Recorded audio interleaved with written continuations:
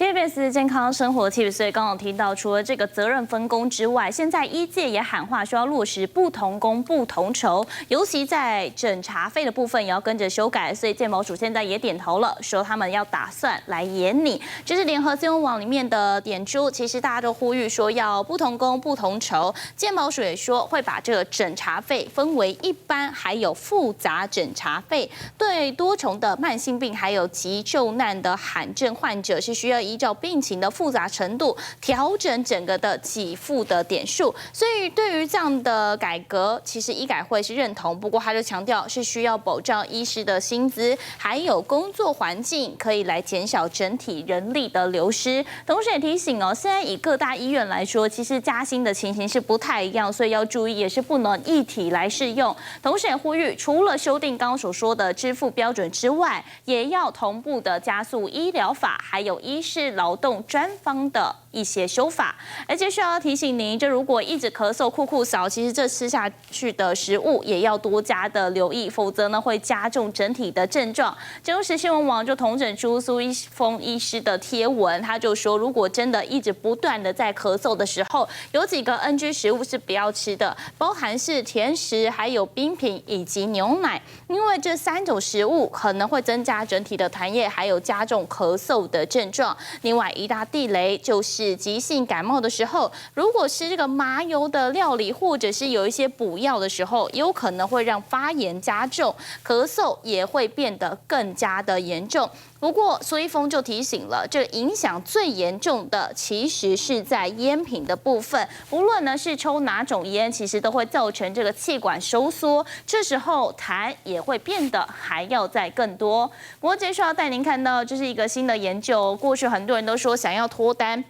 但是，就美国的研究就显示了，其实有时候单身反而是更护脑的，因为这婚姻的状态跟失智症的风险，这两者其实是有关联。这个是美国、法国的研究，里面就追踪了超过2.4万名50岁以上中老年人士18年，结果显示出来，这离婚者还有未婚者罹患失智风险，分别比已婚者是还要再低了34%，还有40%，即使是丧偶者的风险，其实也低了27%，所以整个研究就强调了，其实良好的社交品质还有情绪的健康这2大的关键其实是更为重要。而学者也说，其实这样研究当然并不是要否定整个婚姻的价值，而是要鼓励每个人在不同的人生阶段当中，应该都要建立属于自己的健康社交节奏。而回到国内，要带您看到的是，这是白沙屯妈祖在昨天的晚间11点时候是进行了这个放头旗的仪式，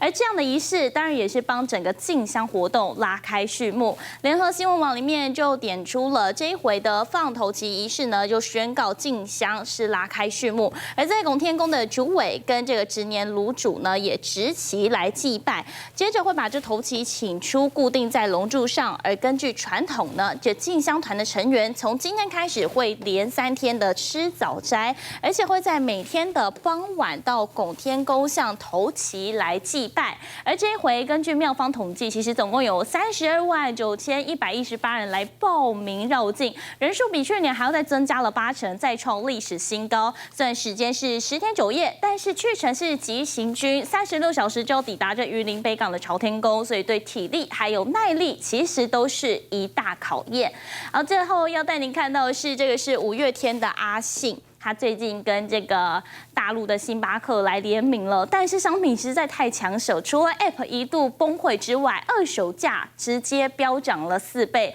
ETtoday 的报道里面就说了，这5月天是担任大陆星巴克的夏日大使，而阿信自己旗下的潮牌又推出联名的商品。但是可以看到，这个联名的杯款呢，在昨天开放线上抢购之后呢，意外把这 App 的系统弄到崩溃，而原价人民币249元的不锈钢联名杯，当天就出现在了二手交易平台，是炒到了人民币大约是999元，换算成台币，这杯子呢是要价超过4400，所以连带也让这个5月天把星巴克给弄崩了，或者是星巴克5月天这2大类的关键字也瞬间登上了热搜排行。以上是为你掌握到这期的新闻内容，提供您做参考。